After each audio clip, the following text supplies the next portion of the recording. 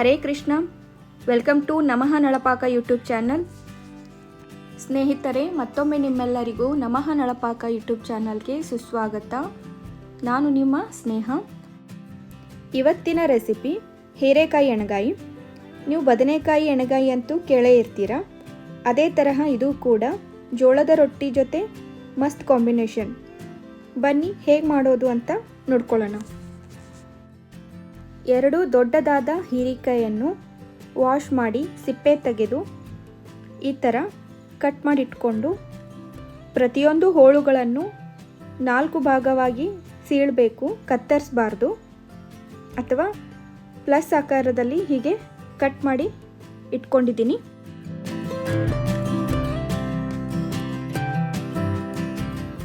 ಒಂದು ಮಿಕ್ಸಿ ಜಾರ್ಗೆ ಸ್ವಲ್ಪ ಈರುಳ್ಳಿನ ಸಣ್ಣದಾಗಿ ಕಟ್ ಮಾಡಿ ಹಾಕ್ತಿದ್ದೀನಿ.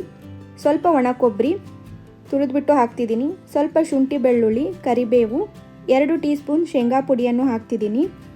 1 ಟೀ ಸ್ಪೂನ್ ಬಿಳಿ ಎಳ್ಳು, 1 tea spoon garam masala, 1 tea spoon ಧನಿಯಾ ಪುಡಿ, ಸ್ವಲ್ಪ ಅರಿಶಿಣ, 2 ಟೀ ಸ್ಪೂನ್ ಅಚ್ಚಗಾರದ ಪುಡಿ, 1 ಟೀ ಸ್ಪೂನ್ ಮನೆಯಲ್ಲಿ ಮಾಡಿರುವ ಮಸಾಲ ಖಾರವನ್ನು ಹಾಕ್ತಿದ್ದೀನಿ. ಮತ್ತು 1 ಮೆಣಸಿನಕಾಯಿ, ಸ್ವಲ್ಪ ಕೊತ್ತಂಬರಿ, ಸ್ವಲ್ಪ ಉಪ್ಪು ಹಾಕಿ ಸ್ವಲ್ಪನೇ ನೀರು ಹಾಕಿ ರುಬ್ಬಿಟ್ಕೊಂಡು ಬಿಡೋಣ. ನೋಡಿ, ಮಿಶ್ರಣ ರೆಡಿಯಾಗಿದೆ. ಒಗ್ಗರಣೆ ಕೊಡಬೇಕಾದ್ರೆ ಇನ್ನೂ ಸ್ವಲ್ಪ ಉಪ್ಪು ಬೆರೆಸ್ಕೋಬಹುದು. ಇವಾಗ ರುಬ್ಬಿರುವ ಮಸಾಲ ಮಿಶ್ರಣವನ್ನು ಹೀರೆಕಾಯಿಗೆ ತುಂಬಿಟ್ಕೊಂಡು ಬಿಡೋಣ.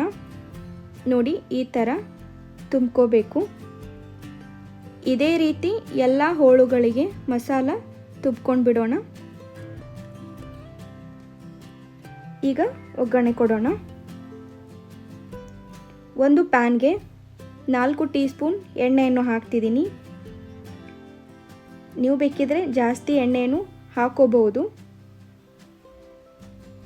ಎಣ್ಣೆ ಕಾದ ನಂತರ ಸ್ವಲ್ಪ ಸಾಸಿವೆ, ಜೀರಿಗೆ, 1 ಈರುಳ್ಳಿನ ಕಟ್ ಮಾಡಿ ಹಾಕ್ತಿದ್ದೀನಿ. ಅದರ ಜೊತೆಗೆ ಮಸಾಲೆ ತುಂಬಿರುವ ಎಲ್ಲ ಹೀರೆಕಾಯಿ ಹೋಳುಗಳನ್ನು ನಿಧಾನವಾಗಿ ಹಾಕ್ತಿದ್ದೀನಿ.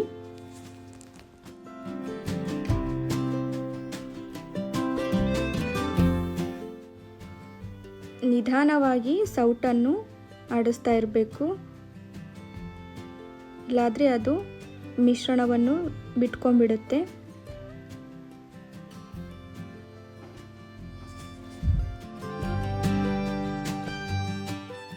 ನಾನು ಹೀರೆಕಾಯಿಯನ್ನು ಚಿಕ್ಕದಾಗಿ ಕೂಡ ಕಟ್ ಮಾಡಿ ಇಟ್ಕೊಂಡಿದ್ದೆ, ಅದು ಕೂಡ ಒಗ್ಗರಣೆಗೆ ಹಾಕ್ತಾ ಇದ್ದೀನಿ.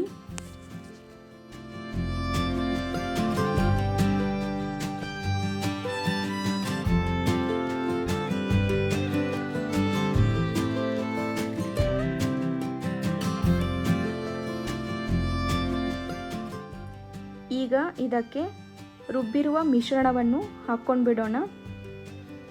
ಅದೇ ಜಾರಿಗೆ ಸ್ವಲ್ಪ ನೀರು ಹಾಕೋತಾ ಇದ್ದೀನಿ. ಈಗ ಇದಕ್ಕೆ ಹುಣಸೆ ಹಣ್ಣನ್ನು ನೆನೆಸ್ಬಿಟ್ಟು ಹಾಕ್ತಾ ಇದ್ದೀನಿ. ಮತ್ತು 1 ಟೀ ಸ್ಪೂನ್ ಬೆಲ್ಲವನ್ನು ಹಾಕ್ತಿದ್ದೀನಿ. ಇದು ಆಪ್ಷನಲ್ಲು, ಬಟ್ ಟೇಸ್ಟಿಯಾಗಿರುತ್ತೆ. ಹುಣಸೆ ಹಣ್ಣು ಹಾಕ್ತಿದ್ದೀವಿ ಅಂತಂದರೆ ಬೆಲ್ಲ ಹಾಕಲೇಬೇಕು.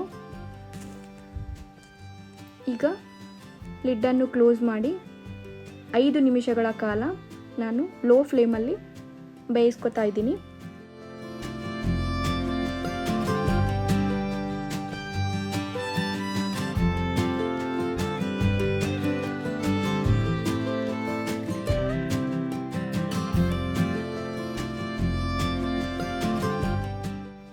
ಈಗ ಲಿಡ್ಡನ್ನು ಓಪನ್ ಮಾಡಿ ಒಂದು ಸೌಟಿಂದ ಹೀರೆಕಾಯಿ ಹೋಳುಗಳನ್ನು ಒಂದೊಂದೇ ಆಗಿ ತಿರುವು ಹಾಕಬೇಕು.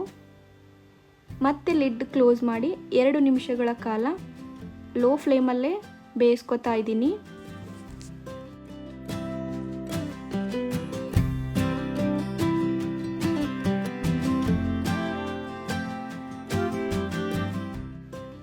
ಈ ಥರ ಸೌಟಿಂದ ಸ್ವಲ್ಪ ಪ್ರೆಸ್ ಮಾಡಿ ಬೆಂದಿದೆ ಇಲ್ಲ ಅಂತ ನೋಡ್ಕೊಂಡು ಬಿಡೋಣ.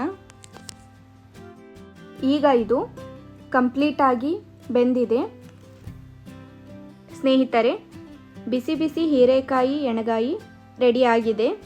ನೋಡ್ತಾ ಇದ್ದೀರಲ್ಲ ಕಲರ್ ಹೇಗೆ ಚೇಂಜ್ ಆಗ್ತಾ ಇದೆ ಅಂತ.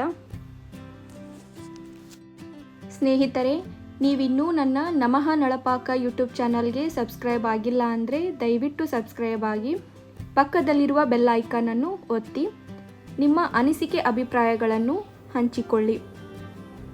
ಮುಂದಿನ ವಿಡಿಯೋದಲ್ಲಿ ಭೇಟಿಯಾಗೋಣ ಮತ್ತೊಂದು ರೆಸಿಪಿಯೊಂದಿಗೆ. ನಮಸ್ಕಾರಗಳು.